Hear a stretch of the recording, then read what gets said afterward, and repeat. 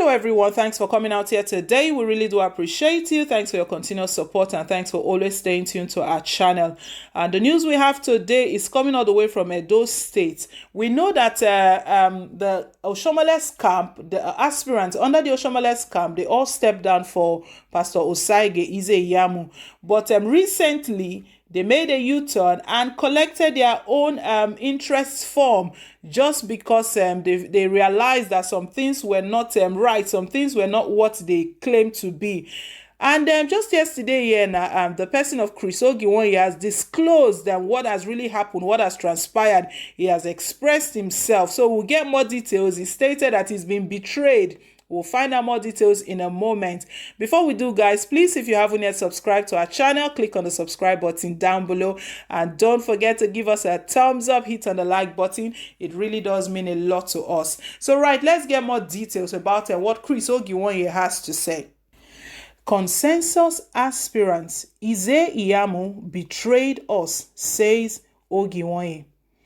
All Progressive Congress APC governorship aspirant Chris Ogiwonye disclosed on Wednesday that the agreement reached by all aspirants from the APC faction loyal to the party's national chairman, Adams Oshomole, to have a consensus aspirant could no longer stand following alleged betrayal by Pastor Osaige IZE-IYAMU.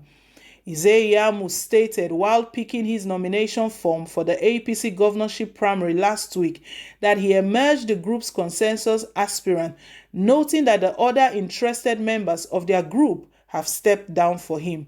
He also noted that all the group members, which included Ogiwonye, General Charles Ahivere, former deputy governor, Pius Odubu, and others jointly contributed money to purchase the governorship nomination form, stressing that he was in the race as representative of the team. But Ogiwonye said yesterday, when he returned his completed nomination form for the June 22 APC governorship primary, that they decided to join the race after he described as betrayed by IZE-IYAMU. We started with consensus candidate because we believe that in unity we can remove the current governor. However, when there was some indications that the consensus candidate or aspirants was inviting other person to join the race, I decided to join because I was number 2 in the screening process we did. We were 7 that took part in that process last week and we were graded.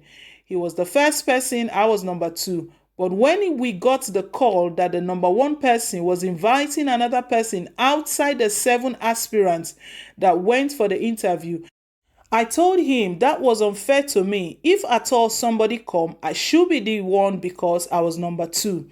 The aspirant who expressed his support for direct primary process to pick the party's candidate insisted that would be the only method that would guarantee transparency, free and fair primary. He regretted that he lost the ticket in 2016 because the party adopted indirect method, adding that every delegate then followed the directives of the then governor Adams Oshomole, who he noted did not hide his support for the current governor. I am a socialist, I am a Democrat. I saw what indirect did to me in 2016. I nurtured the so-called delegates for 9 months. I was given soft loans. The shock I had was governor said it was Obaseki. Obaseki wasn't a player in 2016. It was between myself and Odubu. They couldn't vote for me because the body language of the governor. Godwin did not campaign. Oshomole gave him so much gratitude, but he has shown him a lot of ingratitude to Oshomole. He got that job without sweat, but I believe with a direct primary now, people will have their way. Don't use government apparatus to suppress one person. So my people, it's revelation time where everyone is just revealing how they feel and what is going on in the two factions of the APC. So this one now is coming from Chris Ogiwonye, and he has expressed himself that he really feel betrayed. That in the first instance, what they agreed was that everyone should step down and support Pastor Osaige IZE-IYAMU. And when they did the screening, IZE-IYAMU came first and he was second. But to his surprise, he found out that IZE-IYAMU was he asked someone else to get on the line, get on the race. They don't know his intention, why he's asking that other aspirants to join in the queue. That if anyone needs to join, it was meant to be himself, the person of Chris Ogiwanye. Why an outsider? So he felt like that's not going to happen. Let all of us get in the race together. And this thing that is beginning to play out, I hope that Edo lights, their eyes will be open to see everything that's playing out here, that if the interest of the people is really top priority on everything they do, let it not seem like personal gains, because everyone is just pushing and pushing and pushing and seeing how they get there. Regarding Oshomole and Obaseki, what Chris Ogiwanye has to say is that even Obaseki, as at that time, 2016, Obaseki didn't really do much.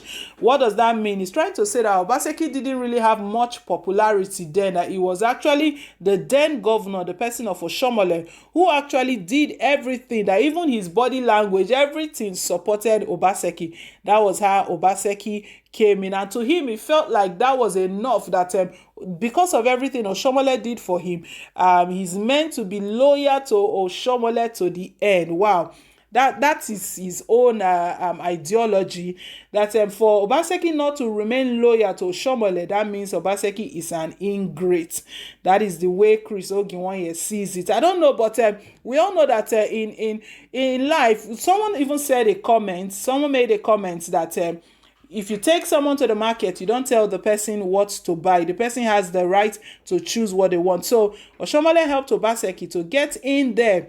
When Obaseki got in there, I think he realized that this is all about the people. Let's do things right for the people, and let it not be about what this other person that put me there, what he wants. It should be what I can do for the people, because he is actually the sitting governor at the moment. So that I don't think that in any way, in the Oshomole's camp, all of them still feel that Obaseki is the problem because he is not loyal. And look at what they call loyalty. Loyalty is, to them, is anything that Oshomole says, Obaseki has to follow, whether it's right or wrong. To them, that's the way they see it, but it shouldn't be that way. We don't know how this race is going to play out. Now, all the people online, there are so much, even from the APC itself. We're not talking about PDP yet. The people on the governorship race for APC, we have Pastor IZE-IYAMU, we have Chris Ogiwanye, we have Pius Odubu. They've all collected the forms again. You see all the people that have come in again, and I don't know how this battle is going to play out. And however, Oshomole is still supporting IZE-IYAMU, Pastor IZE-IYAMU. When the primary comes, we'll see how that plays out. Chris Ogiwanye stated out here that during the last election, the indirect didn't work for him, that the direct actually worked. So he's hoping that this time around that they've chosen direct, it will be in his favor, because he actually likes the direct. We know Obaseki didn't want direct as well. He wanted indirect, because that was the sort they used for him when he was elected in 2016. So he was hoping that they will use that same one. But when the National Working Committee finally settled for the direct one, Obaseki came out and said, okay, if that be the case, that's fine. I'm still okay with the direct, because it's God that has all power. People, they begin to turn to God. So he stated that it's God that has all power, and the God that put him there in 2016, if God wants him back there, God will definitely bring him again. So people, that is the revelation time. Ogiwanye has expressed himself that he felt betrayed. So this one, that they have started betraying themselves inside the Oshomole's camp. We don't know where this is leading to, but as everything unfolds, we'll keep you updated. So guys, leave your take, leave your comments down below in the comment section. We really want to appreciate you all and for your continuous support. Thank you to our dear and valued subscribers. Thank you for attracting more subscribers. Please, if you haven't yet subscribed, click on the subscribe button down below, and don't forget to give us a thumbs up. Hit on the like button. It really does mean a lot to us. We really appreciate you once again. So thank you once again. Till I come your way again, it's bye for now, and God bless.